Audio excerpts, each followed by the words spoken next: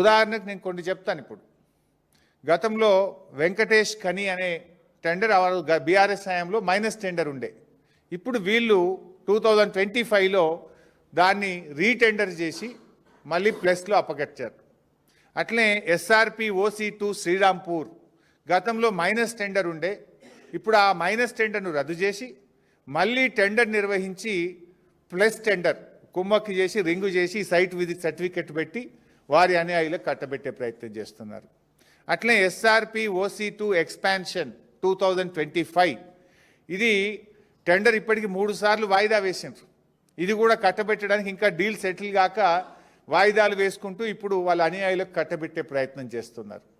ఇది గతంలో జరిగిన టెండర్లను రద్దు చేసి తిరిగి తమ అనుయాయులకు రింగ్ చేసి కోట్లాది రూపాయల కమిషన్లు మాట్లాడుకొని టెండర్లు కట్టబెడుతున్నటువంటి పరిస్థితి. ఇంకో మూడవ కోణం ఉంది ఇందులో. గతంలో సింగరేణి ఏం చేసేదంటే డీజిల్ బల్క్గా IOC నుంచి ప్రభుత్వ రంగ సంస్థల నుంచి, ఇది కూడా ఒక కేంద్ర ప్రభుత్వ రంగ రాష్ట్ర ప్రభుత్వ రంగ సబ్సిడరీ సంస్థ, డైరెక్ట్గా డీజిల్ తీసుకొచ్చి కాంట్రాక్టర్లకు డీజిల్ వాళ్ళు సరఫరా చేసి పని మాత్రమే చేయించుకునేవాళ్ళు.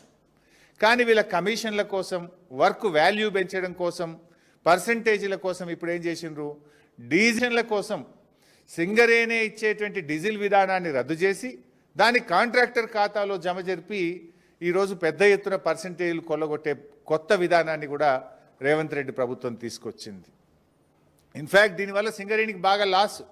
ఎప్పుడైనా కాంట్రాక్టర్కి బిల్లు చెల్లించినప్పుడు 18% GST కట్టాల్సి ఉంటుంది. నువ్వు 50 కోట్లు పనిచేస్తే 50 కోట్ల మీదనే నీకు GST కట్టాలి. ఇప్పుడు డీజిల్ కూడా కలిపితే ఏమవుతుంది, అది డబుల్ రేట్ అవుతుంది, 100 కోట్లు అవుతారే. మాకు కమిషన్లు పెరగాలి, మాకు కమిషన్లు వస్తే చాలు అని చెప్పి ఈ కొత్త డీజిల్ విధానాన్ని కూడా తీసుకొచ్చి ఇటు సంస్థకు నష్టం చేస్తున్నారు, మరోవైపు వీళ్ళు కమిషన్లు కొల్లగొడుతున్నటువంటి పరిస్థితి. ఇదంతా కూడా ఎవరి కన్సర్న్లో జరుగుతుంది, ముఖ్యమంత్రి గారి దగ్గరి సన్నిహితుడు, ఆయన సమీప బంధువు కనుసన్నల్లోనే ఇదంతా జరుగుతూ ఉంది. ఎవరికి టెండర్ రావాలన్నా, ఎవరికి సైట్ విజిట్ సర్టిఫికెట్ రావాలన్నా ఆయన ఆజ్ఞ లేందే సర్టిఫికెట్ రాదు, టెండర్ దక్కదు. ఒక రింగ్ లీడర్, ఒక గ్యాంగ్ లీడర్ని పెట్టినారు. ఒక్కొక్క దానికి ఒక గ్యాంగ్ లీడర్.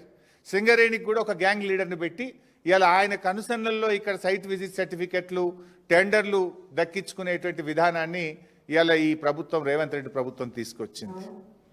ఇలా నేను ఒకటి అడుగుతా ఉన్నా,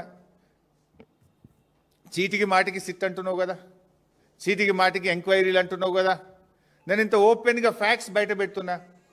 నీకు నిజాయితీ ఉంటే, దమ్ముంటే దీన్ని CBI విచారణకు ఆదేశించు. అన్ని సాక్ష్యాలతో సహా నేను CBIకి అందించడానికి సిద్ధంగా ఉన్నా. ఇప్పుడు కిషన్ రెడ్డి గారు కోల్ ఇండియా మినిస్టర్. ఇలా కేంద్ర ప్రభుత్వంకు సింగరేణిలో 49% వాటా ఉంది.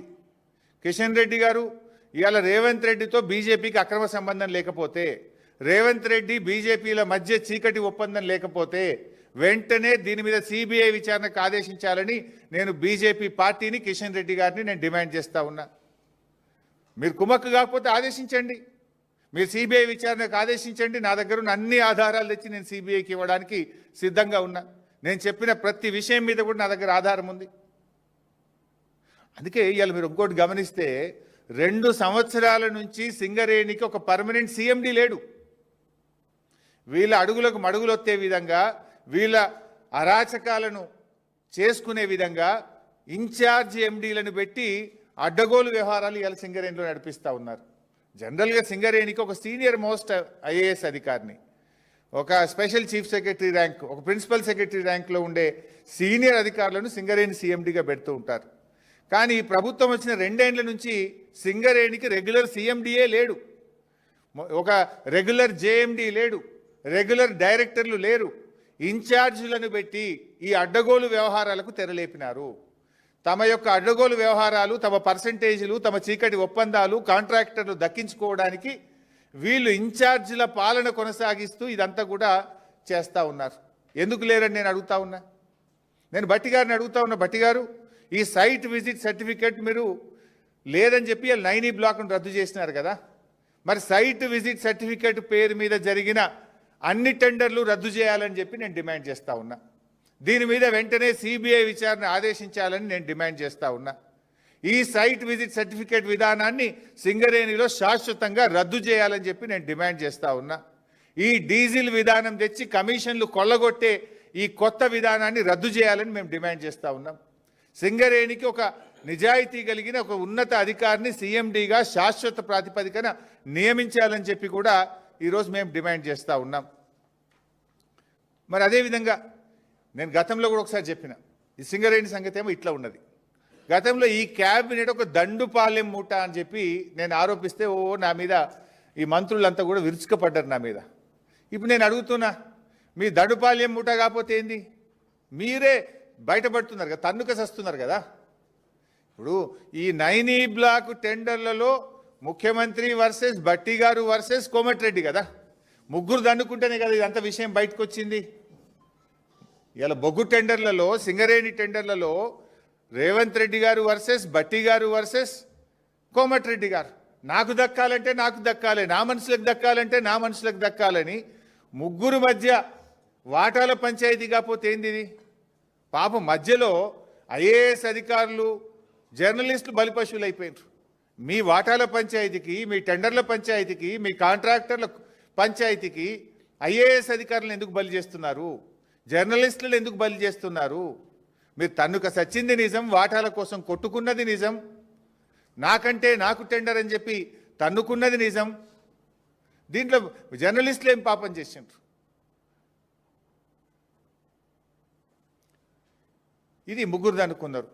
గతంలో మీరు చూశారు డెక్కన్ సిమెంట్స్ యజమానిని ముఖ్యమంత్రి గారి ఇంటికి ఎదురుగా గెస్ట్ హౌస్లో తుపాకీ పెట్టి వసూలు చేసిండ్రు అని స్వయంగా కేబినెట్ మంత్రి గారి కుమార్తె చెప్పారు. అది ఎవరు చేసిండ్రు? ముఖ్యమంత్రి గారికి అత్యంత సన్నిహితుడు రోహిన్ రెడ్డి గారు చేసిండ్రు అని చెప్పి మంత్రి గారి కుమార్తె చెప్పింది. అంటే మీరు అక్కడేం జరిగింది? ముఖ్యమంత్రి వర్సెస్ కొండా సురేఖ గారు. ఏం పంచాయతీ?